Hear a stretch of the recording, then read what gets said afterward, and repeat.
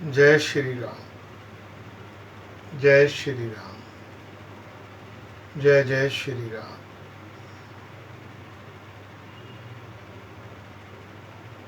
गोस्वामी तुलसीदास जी महाराज द्वारा रचित रामचरितमानस अरण्यकांड का आज का पाठ आपके सामने प्रस्तुत कर रहा हूँ।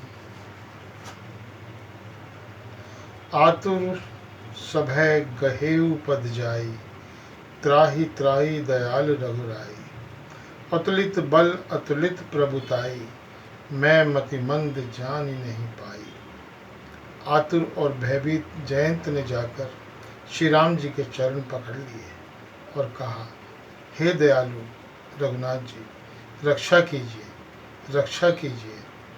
आपके अतुलित बल और आपकी अतुलित सामर्थ्य को मैं मंदबुद्धि जान नहीं पाया।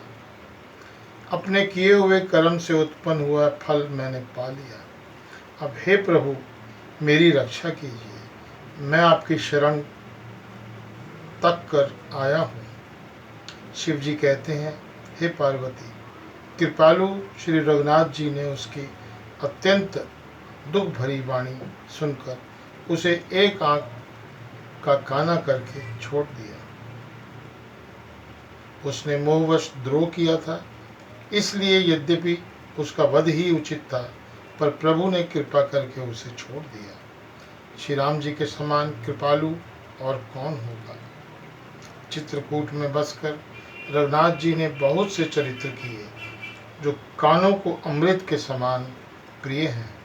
फिर कुछ समय पश्चात श्री राम जी मन में ऐसा अनुमान किया कि अब मुझे सब लोग जान गए हैं, इससे मुझे यहाँ से चला जाना चाहिए। इसलिए सब मुनियों से विदा लेकर सीता जी सहित दोनों भाई चले। जब प्रभु अत्रि जी के आश्रम में गए तो उनका आगमन सुनते ही मुनि हर्षित हो गए।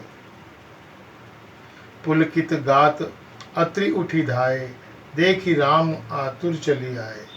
करत दंडवत मुनि उर लाए, प्रेम बारी दो जन अनभाए। शरीर पुलकित हो गया। अत्रि जी उठकर दौड़े। उन्हें दौड़े आते देखकर श्री राम जी और भी शीघ्रता से चले आए। दंडवत करते हुए ही श्री राम जी को उठाकर मुनि ने हृदय से लगा लिया और प्रेम आश्रुओं से जल से दोनों भाइयों को नहला दिया। श्री राम जी की छवि देखकर मुनि के नेत्र शीतल हो गए।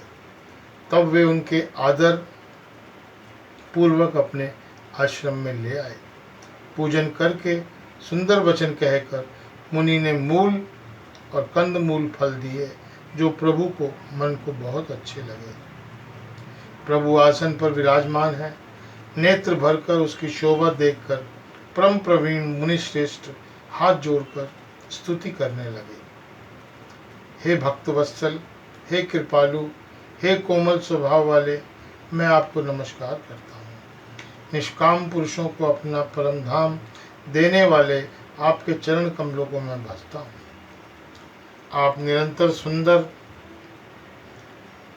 श्याम संसार नितांत सुंदर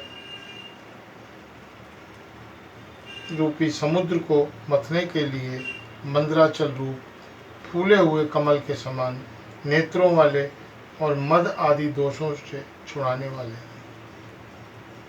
प्रभु प्रलंब बहु विक्रम अमृत वैभव भव, निपंग चाप सायक खर त्रिलोकी नायक।